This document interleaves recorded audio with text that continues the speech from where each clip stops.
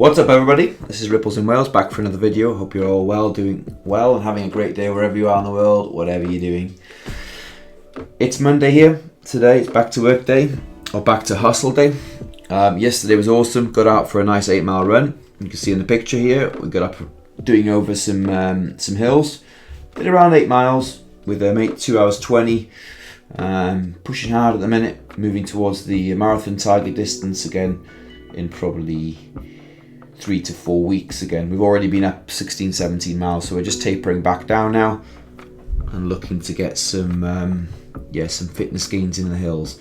Anyhow, hope you all managed to get in the outdoors this weekend and do something good, stay away from the computers and touch grass, as they say. So today we're going to do a bit of a deep dive, as deep as I can do it anyway, on this topic. And you probably remember the slide to do with Marvin Gaye left us, the AIIB, SWIFT. I'm going to try and cover surface level to begin with. I'll probably have to do a major deep dive in this in the future, but I'm going to lay some foundational stones at the basis of my knowledge for you all in this and what it all might mean, and how we're seeing the BRICS nations come into the fore now. It's a major headline topic that's occurring around the world right now, and it's where most of my attention will be focused on, because it is a kind of a, how can I put it? It is a media narrative. That's the best way I can put this right now. Anyhow, this is my Twitter page, Ripples in Wales. Come and say hi. Please give the video a like right now. Give it a subscribe if you're not subscribed already. We hit 589 subscribers yesterday, which I thought was funny. And send the notifications on, if you will. Jeez, I have not enough coffee again today. Let's have a sip of coffee before we begin. I'm tired today. Training days take it out of you. Right, okay, let's jump in. No, we won't go to Ross Vandermeer just yet. So, I saw this interesting demographic, or infographic, which shows the BRICS versus the G7. Ooh.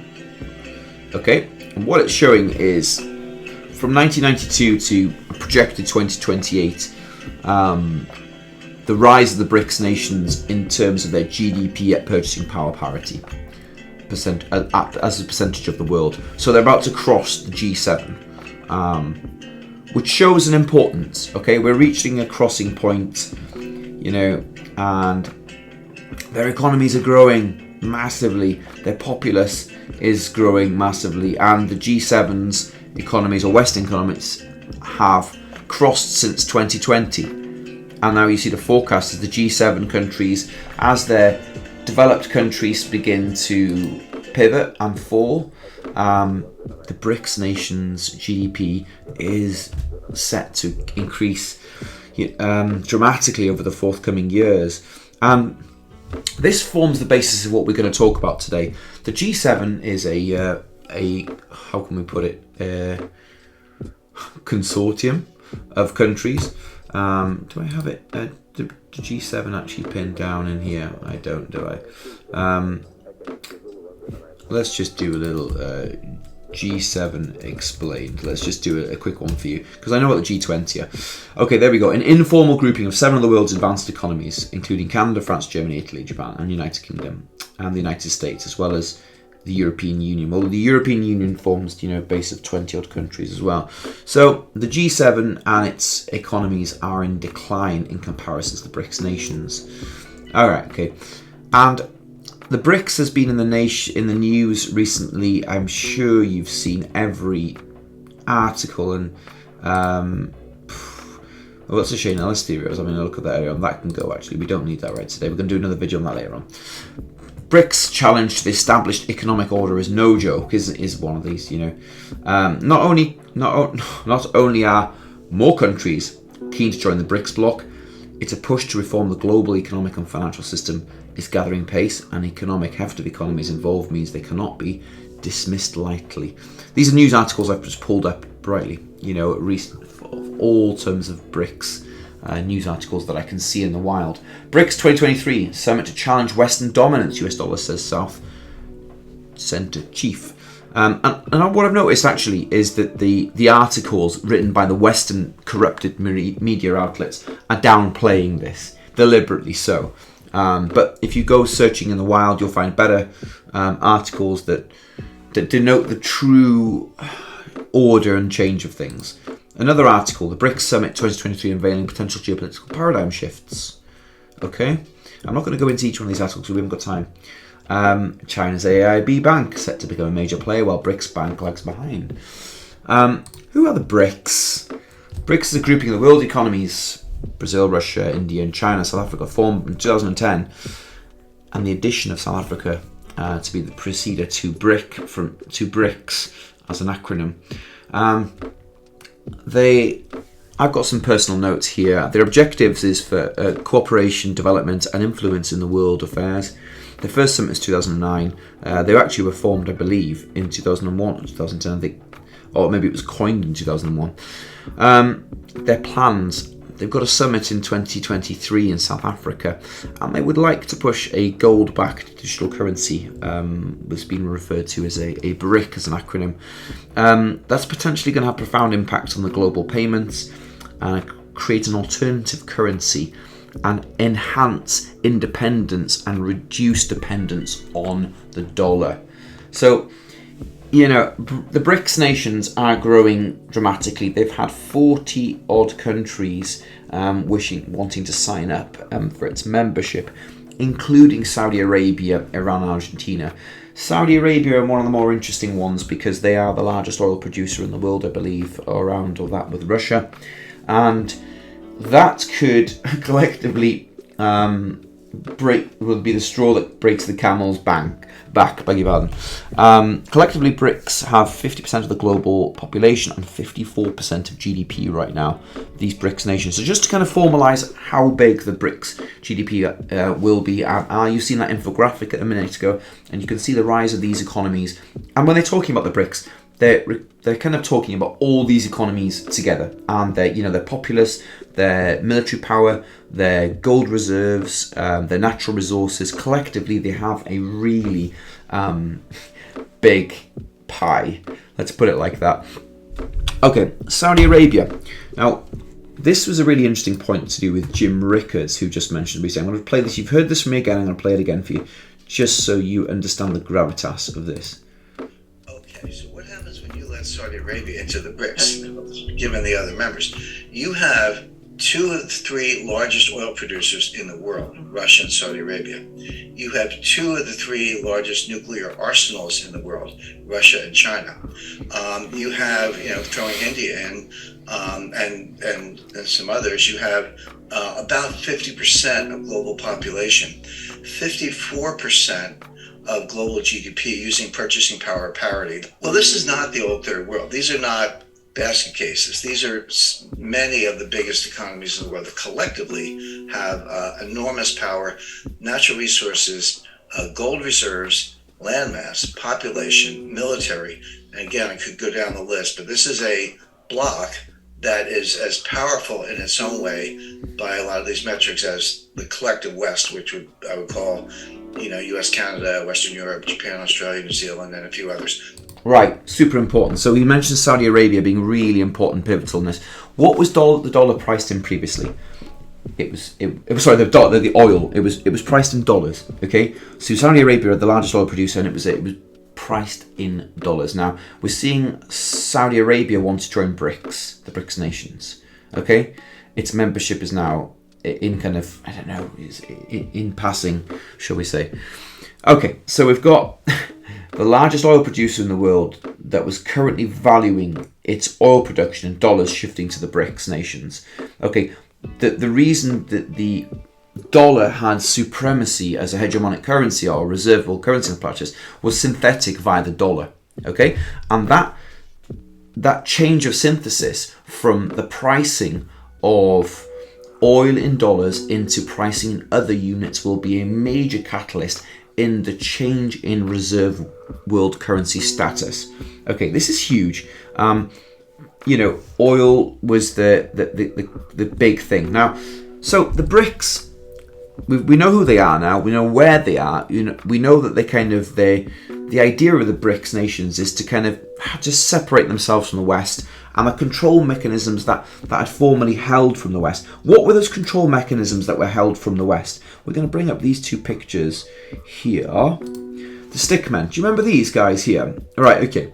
These have real merit in this situation. And BG123 posted that until recently, the order of things was controlled by the arm holding the strings. Okay, and the strings were connected to this puppet man, and they had on them the IMF, the UN, SWIFT, World Bank. Those are the really ones. We've got G20, World Trade Organizations, SEC, Fed Russia. So the old guard, the old elite. We can refer to a fantastic picture that was left to us by Ross Vandermeer and Marvin Gaye, which showed the Rothschilds at the centre of this whole debacle. Okay, the control with I'm going to say the Vatican. I'm not going to say the Church, because the Church in essence could be, a fairly neutral, but the organisation that ran it. Okay, and those cartels, one above the other. Look. Like, they were the institutions that controlled everything, yeah? And in the centre, you have this corrupt organisation of the ECB and the Euro Centre, with SWIFT there and all the central banks around there. Okay, we're seeing a changing order here, because we know that the strings have been cut, which means that the old guard, the Rothschilds, have capitulated in some form or other and relinquished control of these organisations. And the relinquishing of control of these organisations, the IMF, especially the IMF and the World Bank, is very significant in this, and I'll tell you why. Formerly, the BRICS nations were being funded by and using the American dollar as its kind of liquidity protocol. Now, during 2020, there were sanctions put on various countries, including Russia, which made its trade capabilities very, very difficult. And the use of the IMF for these BRICS nations was formerly a tool to get funding to do economic development. And that was hampered massively because the IMF was under the control of a de facto ruling class who didn't allow the growth and development deliberately of these Eastern countries, or certainly put them in a position of weaker power through the use of the dollar. Now, the BRICS nations very cleverly set up their own system to circumvent the IMF and whatnot. And it was set about to be one of these, first of all, these companies, the AIIB. Now, you've seen this before. This is Asian Infrastructure Investment Bank. Okay. The AIIB is very interesting. There's two organisations, firstly, the AIIB and the NDB. The NDB is the New Development Bank, and it's based in Shanghai, and it's for financing of developing countries and infrastructure. It's an alternative financing for the IMF and has 100 billion reserves. Launched in 2010, the New Development Bank as an interbank corporation that uses a different cross-border settlement system. It's called a payout system, but it's a settlement system using CIPS. Now, we'll come to that in a minute. Right, I've got to switch pages here. These are my notes. Right, AIIB has 100 members, including UK, Germany, and Canada. Okay, it's called the Asian Investment Bank. Asian Infrastructure Investment Bank, and it's the new development bank that the BRICS use.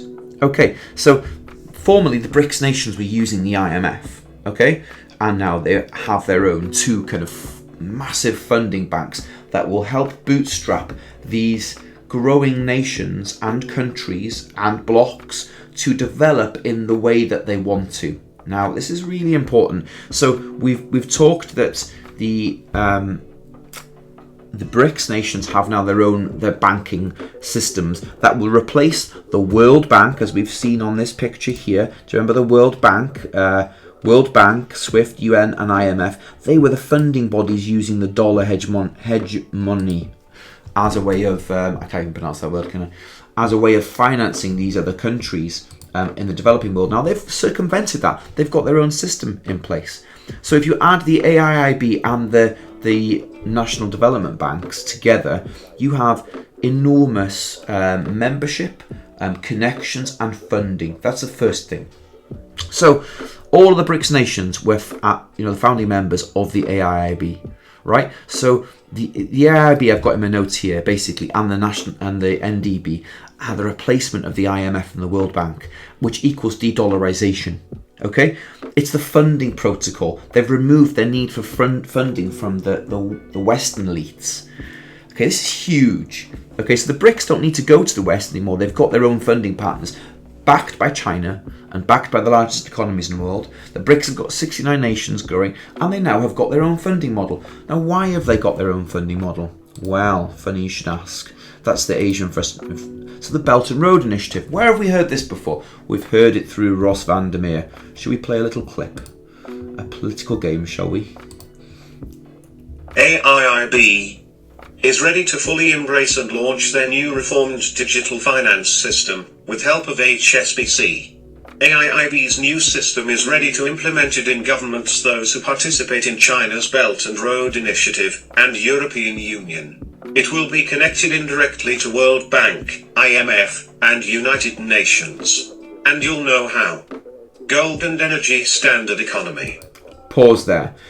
It's saying that the AIIB, which is its kind of funding model, will be ushered, its development pot fund will be funneled down the Belt and Road Initiative. Well, what's the Belt and Road Initiative? Okay, let's use this diagram here. Okay, it's a trade route. It's like the new Silk Road. Okay, and Wikipedia quote this as the I think it's a global infrastructure development strategy adopted by the Chinese government in 2013 to invest in more than 150 countries and international organizations. It is considered a centerpiece of the Chinese leader Xi Jinping's foreign policy. Interesting, the X that really bothers me. The BRI, and it's called the BRI, the Belt and Road Initiative. Interesting, BRI, and then you've got BRICS. Okay, so the Belt and Road Initiative is their kind of inroad into all the European products, their funding model. Okay, it's connected indirectly to the World Bank and IMF. It just shows there's been a change of guard in the IMF and World Bank, because you've got this interconnecting trade system that obviously the G7 actually wants connecting to this enormous trade volume and initiative by China, because everybody wants Chinese money because they're an enormous growing economy. So we've seen this also in Marvin Gaye's work. Okay, AIIB at the centre, which is the Asian Infrastructure Investing Bank, and it shows HSBC. Now this picture is quite confusing in many ways. But what it does tell you is that AIIB uses the use of CIPS. Okay, this is really important. CIPS is the competitor to SWIFT. Okay, so we talked earlier on about the removal of the need and this necessity for AIIB country or BRICS nations, okay, for the dollar via the use of AIIB. Okay, think about this for the minute now. AIIB has circumvented the need to use the dollar through SWIFT by its own CIPS system. So we know that the Asian Infrastructure Bank is going to be funding the Belt and Road Initiative. We know that it's going to be using the use of CIPS, not SWIFT. Okay, and we know now that the BRICS nations are likely to be bringing their own currency out in the near future. Okay, called a BRIC, backed and a base of gold. So the Western dominance funding program and the Western dominated cross-border payments system has been removed by the need of the BRICS nations. Okay, I've put it here in my footnote, is dead. So the old guard who controlled the money systems through the dollar of the SWIFT, IMF and World Bank, and who funded these organizations, and also that they routed their payment systems through the likes of SWIFT, the necessity has been removed.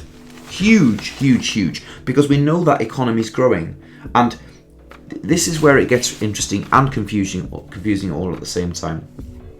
So we know that Marvin Gaye talked formally about, gold-backed systems, and it isn't about gold-backed XRP.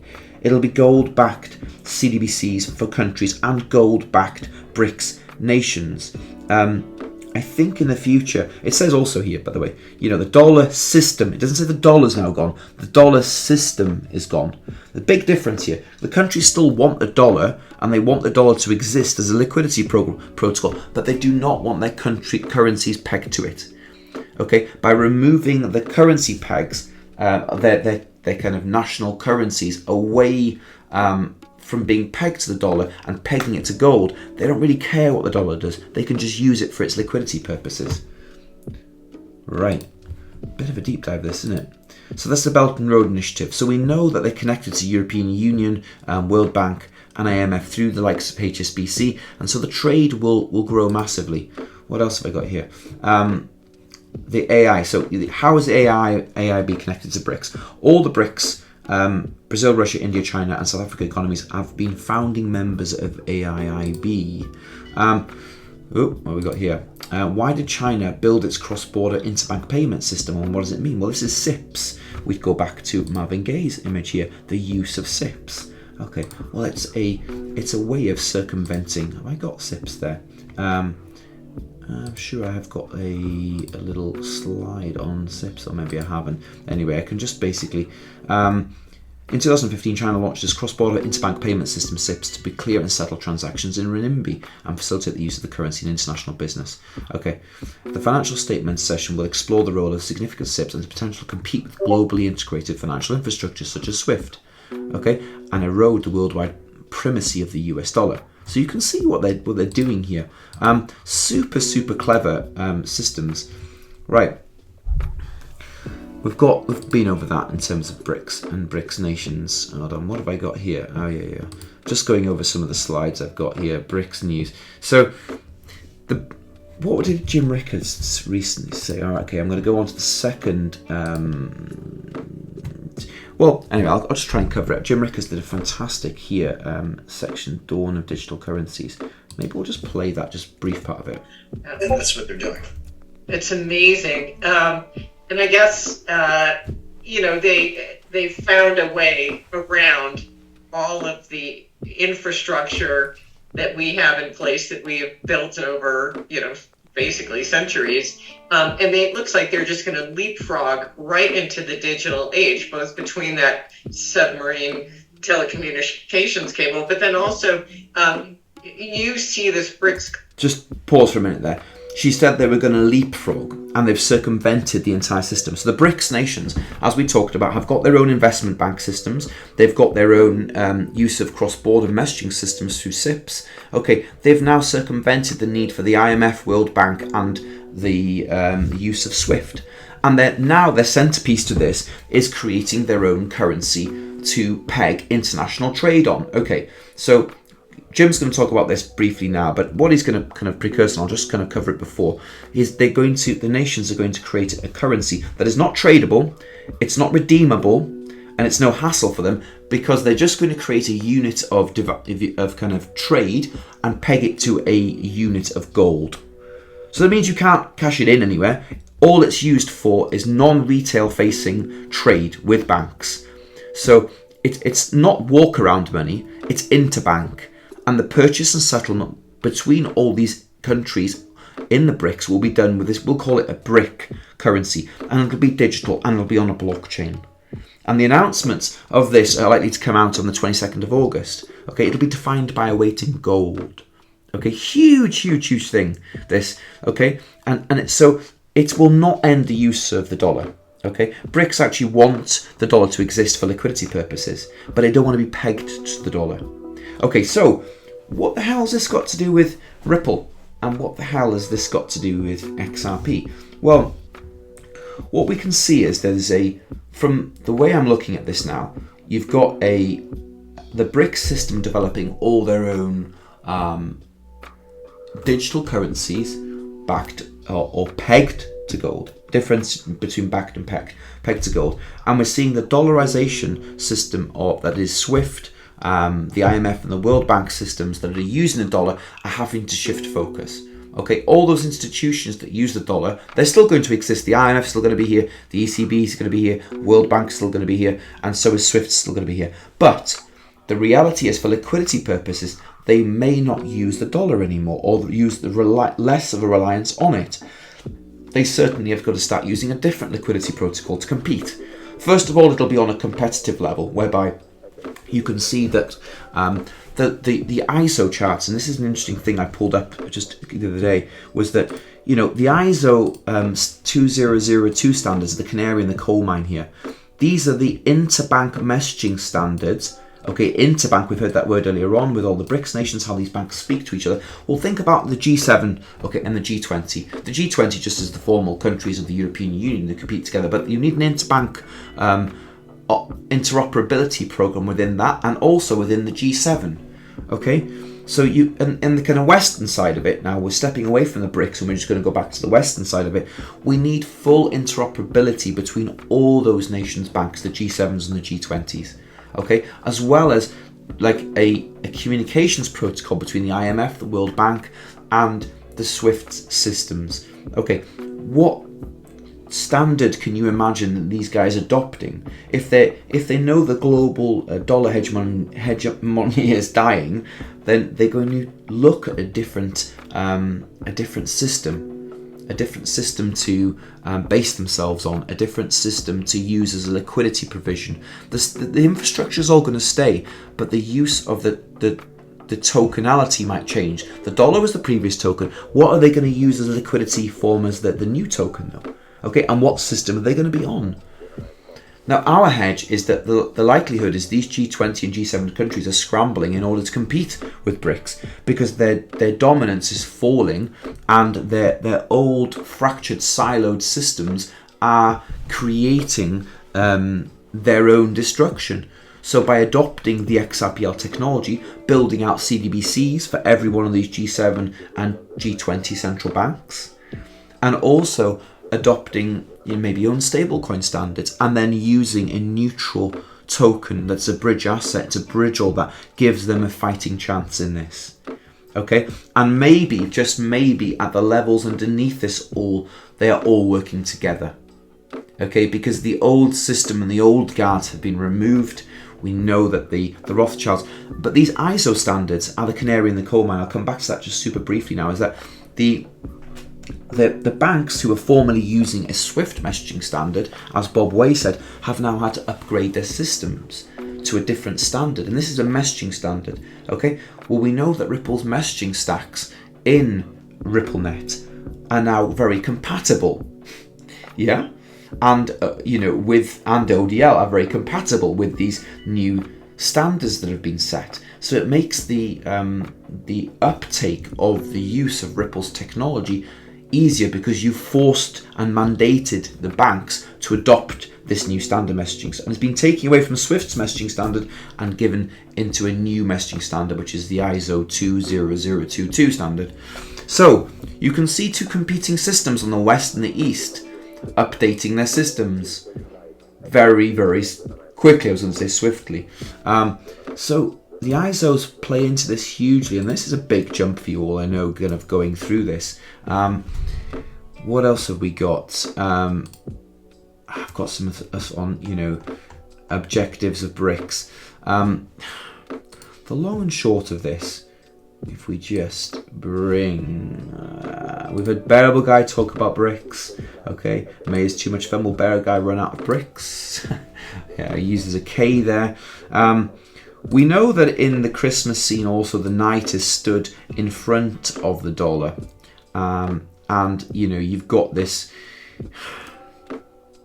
stocking on the mantelpiece, which is, supposedly XRP, and you've got the orange, the yellow sock being the USD. They are together being protected by kind of Ripple. So you can see also, and this illustrates the need to protect the dollar's dominance in a way by enhancing its liquidity, maybe, or at least not allowing its destruction as quickly. And I don't know, I'm a little bit on the edge with that, the edge of my kind of learning zone, but we know that the dollar is here to stay.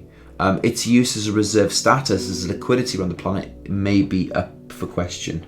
That is what I'll say. And so, to go back to this final message, we know that the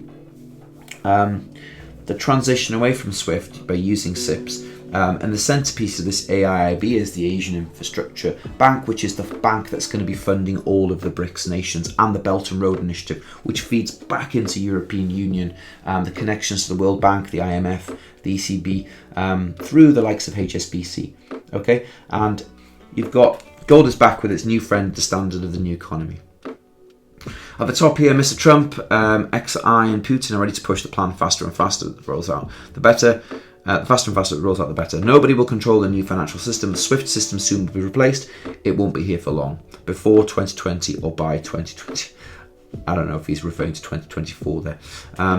Change of structure will absolutely clear. Digital credit, trusted liquidity will soon be injected, which will be XRP. So there's a go back, a full circle here to the use of the term liquidity. That's what XRP is. It's a liquidity token. And to become a reserve status tool, you have to have enormous liquidity. And how do you build up this liquidity? By helping all these banks, by helping all these institutions move things faster and faster. So are we moving to a globally interoperable standard of monetary use for liquidity with XRP? I don't know. I mean, these guys allude to it. He says, what's happening behind the curtain right now at the top? So the transfer of system west to east. HSBC, Hong Kong-based bank, plays a key role in the transfer of the system old to new. Liquidity is still flowing at the moment, left to right. Really interesting this, but the first and foremost attention should be on this lot, the BRICS, because they are going to be the ones that formally announce this change in system back to a new token, and this is going to spur on almost an arms race in technology.